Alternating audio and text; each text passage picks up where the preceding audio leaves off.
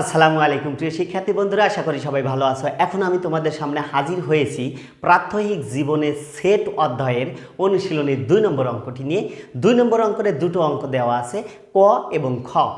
এখানে সেট গঠন পদ্ধতিতে প্রকাশ করতে বলেছে। আমরা এখন দেখাবো কিভাবে সেট গঠন পদ্ধতিতে প্রকাশ করতে হয়। এই দুটো অঙ্কের সমাধান করব। ওকে, দেখো 2 এর প্রথমেই আছে আমাদের ক।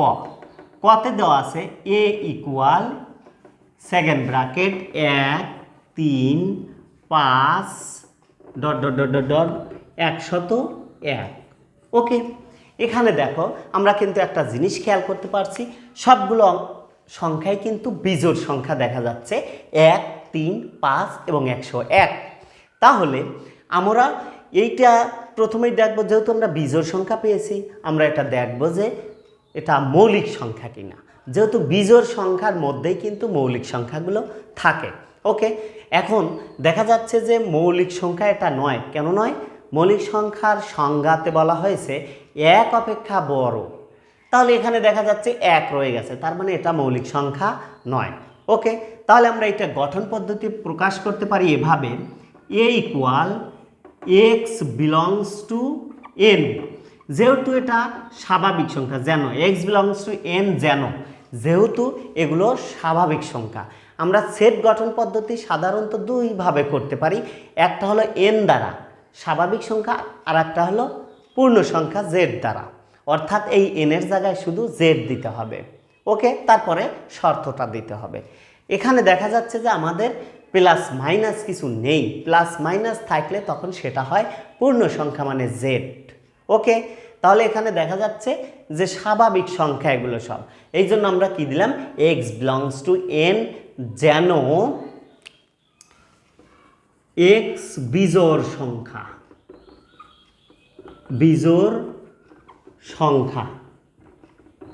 এবং আমরা শর্তটাও দিয়ে দেব, এবং সেটা হবে 1 অপেক্ষা বড় x এর মান বা সমান, এবং 101 অপেক্ষা ছোট বা সমান। ওকে, অর্থাৎ 1 থেকে 101 পর্যন্ত সকল সংখ্যাগুলোই এই সেটের অন্তর্ভুক্ত হবে। ওকে, এইটাই ছিল আমাদের কয়ের অ্যান্সার বা সমাধান। ওকে, আরও একটি দেওয়া আছে, সেটা হলো খ। খতে আমাদের দেওয়া আছে b ইকুয়াল 4 9 16 25 36 49 64 81 100 এইটা দেওয়া আছে।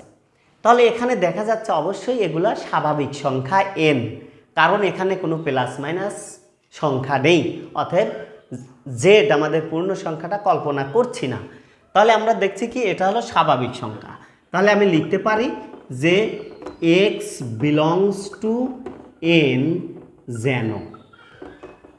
ওকে, এখন দেখো এখানে একটা জিনিস দেখা যাচ্ছে, সেটা হলো এখানে যদি আমরা 2কে বর্গ করি 4 পাওয়া যাচ্ছে, 3কে বর্গ করে 9 পাওয়া যাচ্ছে, 4কে বর্গ করে 16 পাওয়া যাচ্ছে, 5কে বর্গ করে 25 পাওয়া যাচ্ছে। তার মানে এইগুলো যদি আমরা 2 3 4 5 এগুলোকে যদি বর্গ করি, তাহলে এই সংখ্যাগুলো কিন্তু পাওয়া যাচ্ছে।